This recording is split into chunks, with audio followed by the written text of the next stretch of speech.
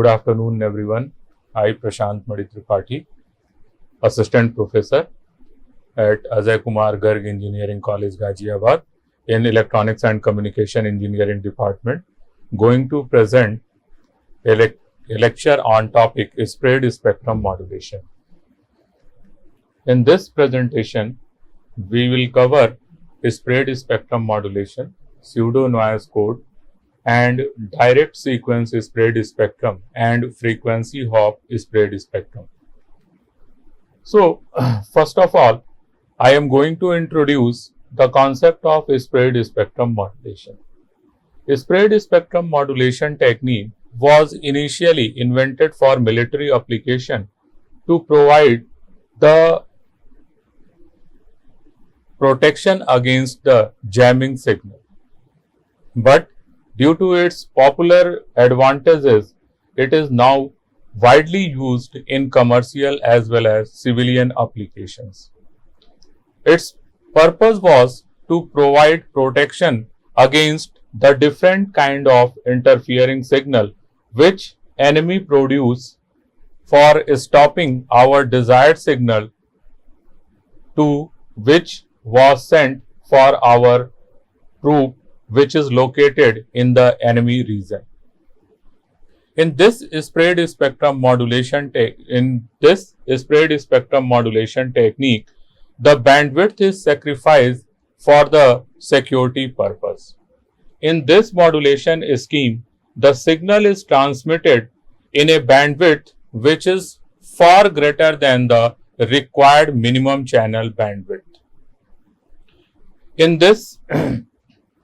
this spread spectrum modulation technique, we add redundancies, and due to addition of these redundancies, the bandwidth is increased, and this increased bandwidth signal is transmitted to convey the information in a secure way. As I told that initially the spread spectrum techniques were developed for the military and intelligence purpose, but due to their numerous advantages, they are oftenly used in civilian and commercial applications. The concept of spread spectrum modulation technique is shown in this figure, in which using a spreading code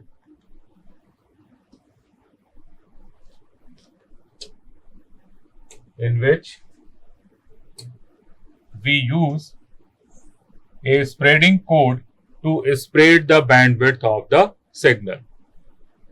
After the signal is created by the source, the spreading process use this spreading code and spread the bandwidth.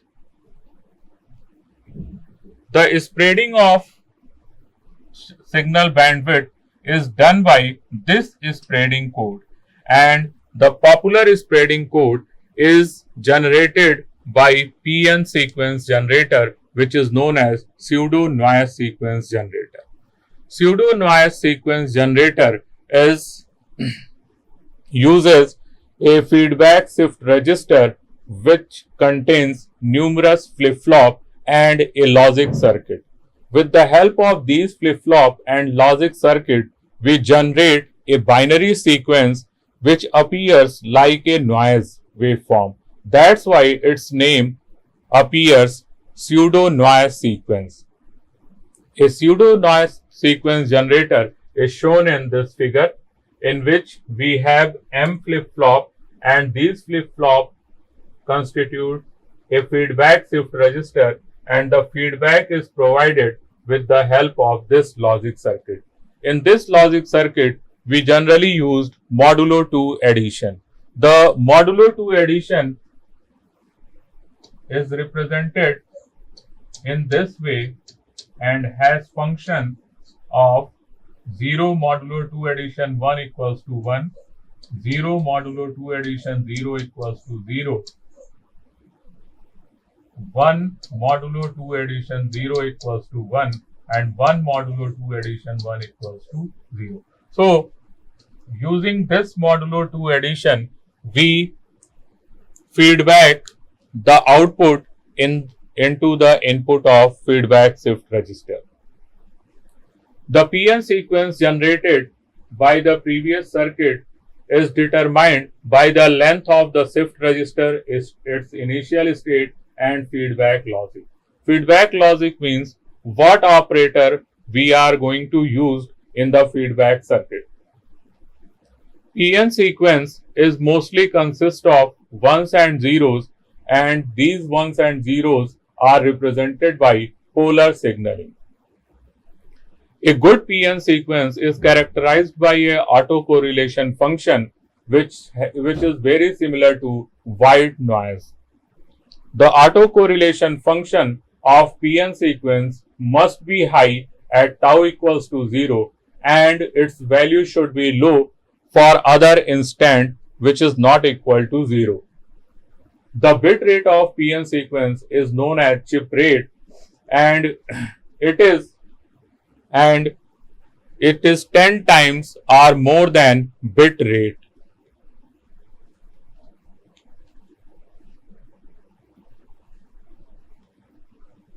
The small time increment in the sequence, PN sequence, is known as time chip. The total period consists of NC time chip.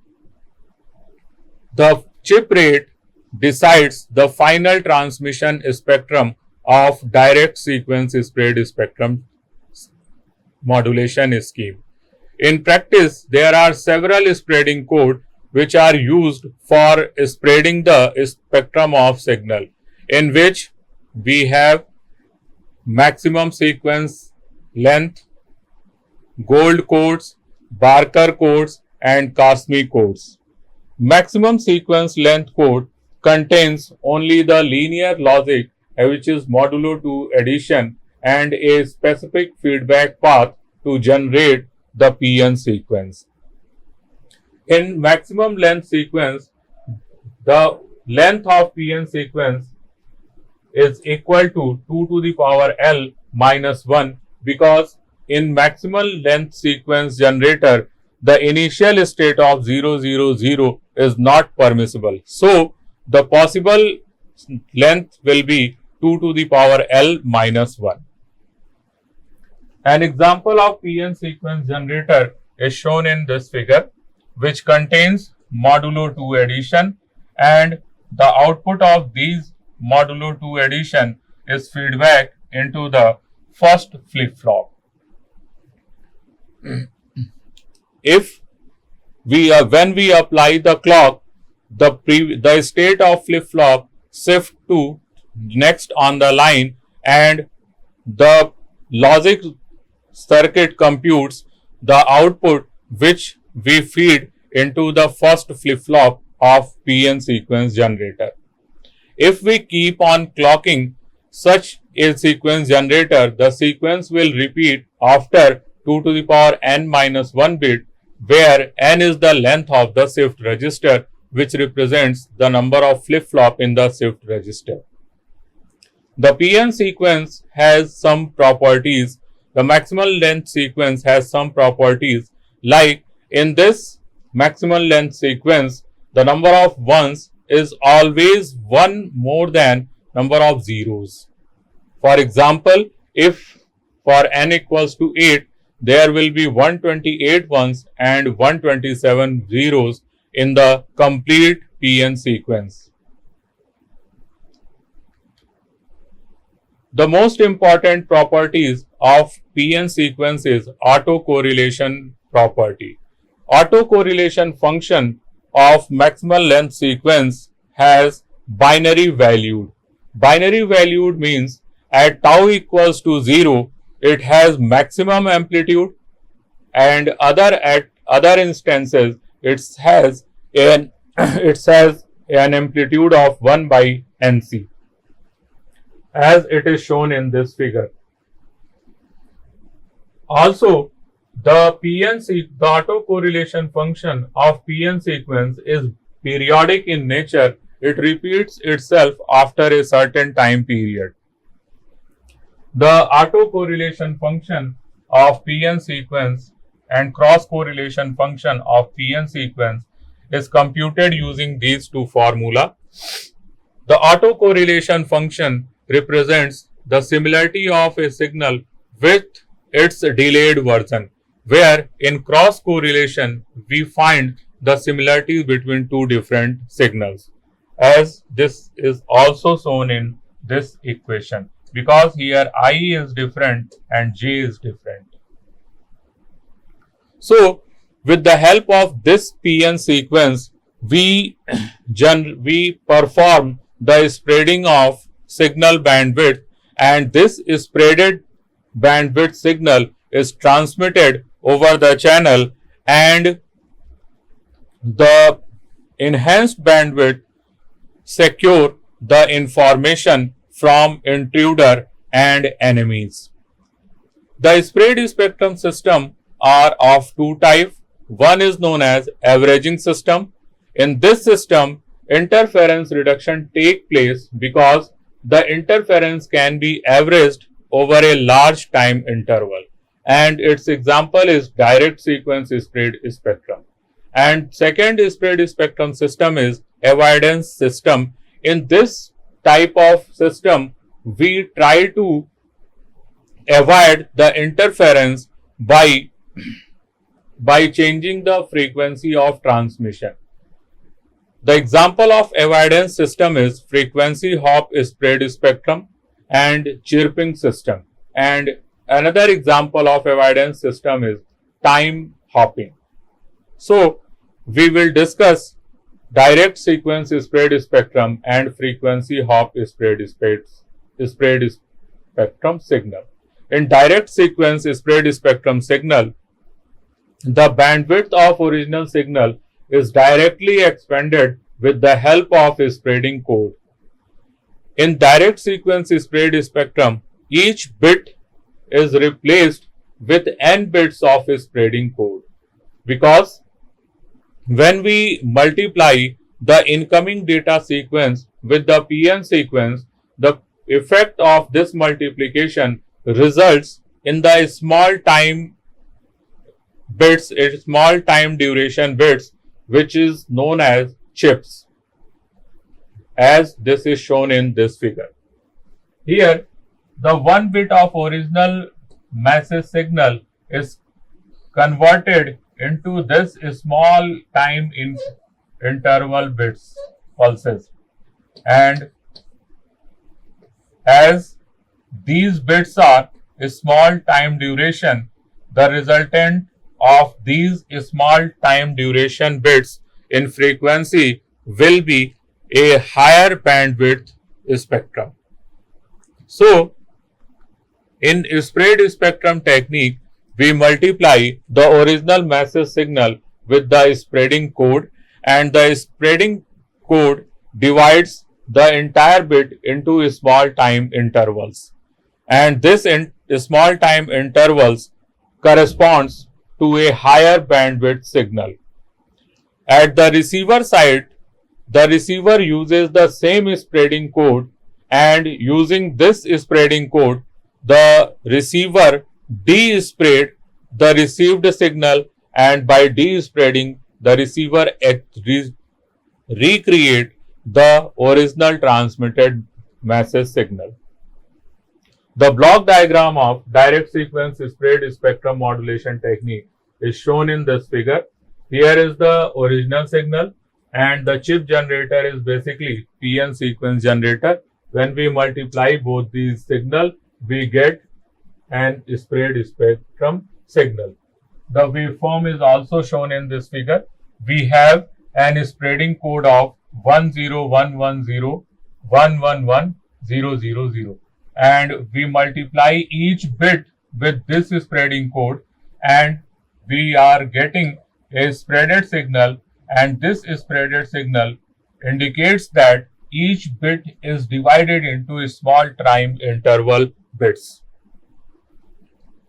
Now this spread spectrum signal is transmitted over the bandwidth, which secure our information.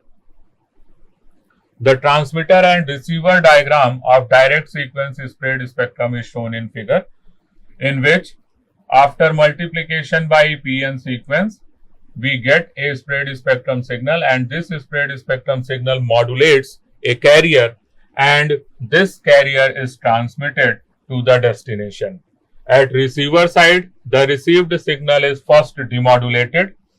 After demodulation, we pass this signal to the correlator, and correlator is basically a combination of product modulator and low pass filter. In product modulator, the low pass filtered signal is multiplied with the spreading code, which is the same code which we have already used at the transmitter side, and after this multiplication, the product is passed with the integrator, which is nothing but the low pass filter, and which provide a DC value, and this value is compared with the threshold, and by comparison we decide which symbol was transmitted. If the value is higher than the threshold, the symbol 1 was transmitted, and if the value lie below the threshold, the transmitted symbol is 0.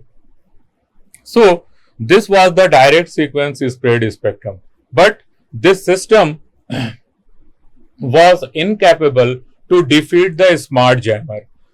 The smart jammers are basically jammers which compute the frequency first, the frequency of transmission first, and after this calculation, the jammer transmit a strong signal whose frequency exactly lie in the frequency of transmission. So they jam the signal, interfere the signal, and the receiver will not get the proper signal. To defeat these smart jammers, a new spread spectrum modulation technique is developed, which is known as frequency hopping spread spectrum signal. In frequency hop spread spectrum signal, we continuously jump the frequency of transmission. At every moment, the signal modulates one carrier frequency, and at next moment, the signal modulates another carrier frequency. So when the smart jammer predict the first frequency and it transmits same frequency, then we have already changed the transmission frequency. So we avoid the jamming signal by hopping the frequency of transmission. Although the modulation uses one carrier frequency at a time, but we have M frequencies are used in the long run. The bandwidth occupied by a source after spreading is very much greater than the bandwidth of the signal. The symbolic representation of frequency hop spread spectrum is shown in this figure. As it can be seen from this figure that at every moment we are continuously changing the frequency. The frequency hop spread spectrum transmitter is shown in this figure. In this frequency hop spread spectrum transmitter, we uses a frequency synthesizer which is derived by a PN sequence generator. The certain bit combination of PN sequence generator drive the frequency synthesizer, and for each bit combination the frequency synthesizer generate a different frequency which is modulated by the original signal. For example, we have K pattern of PN sequence 101, 111, 001 and 00 so on. For 000, the frequency synthesizer generates a frequency of 200 kilohertz, and this 200 kilohertz frequency is modulated by the incoming data. At next moment, the PN sequence is 111, and for 111 the frequency is 900 kilohertz. At next moment, for this 111 combination, the frequency synthesizer generates 900 kilohertz frequency, which is modulated by the original signal. So in this combination, the frequency synthesizer generates a frequency of 200 kilohertz to 900 kilohertz. So the overall transmission ranges from 200 kilohertz to 900 kilohertz, such a huge range of frequencies.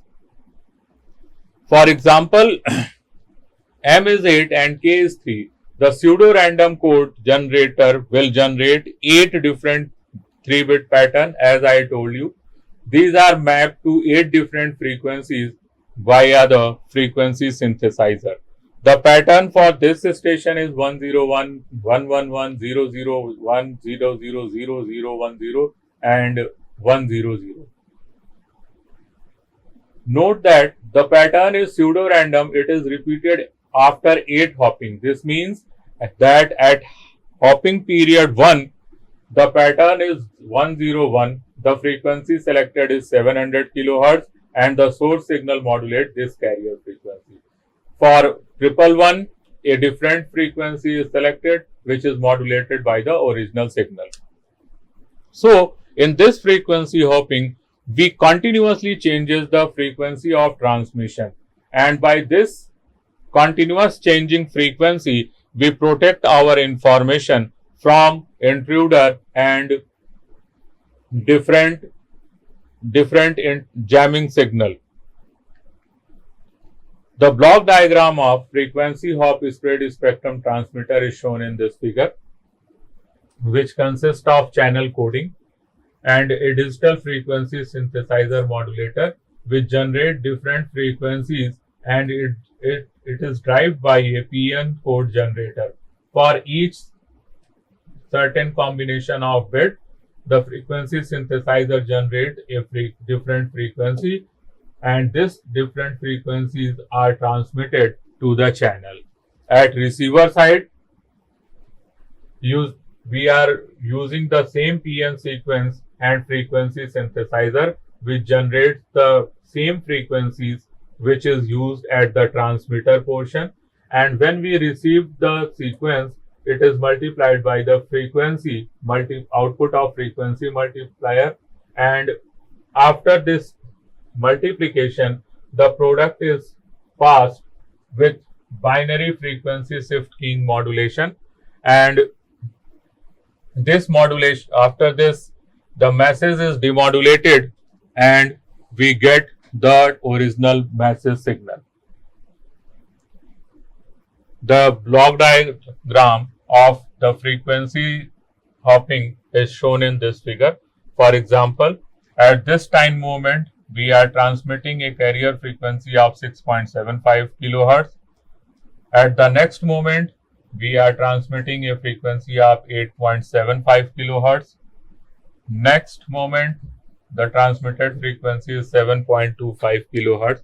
In this way, we are continuously jumping the frequency of transmission and securing our transmitted information. The spread spectrum technique is widely used in today's civilian application. A popular use of spread spectrum technique is code division multiple access technique, in which we assign the different code for each transmitting station, and with these code, each station can encode their information and then they mix their encoded information, and this information is transmitted over the channel.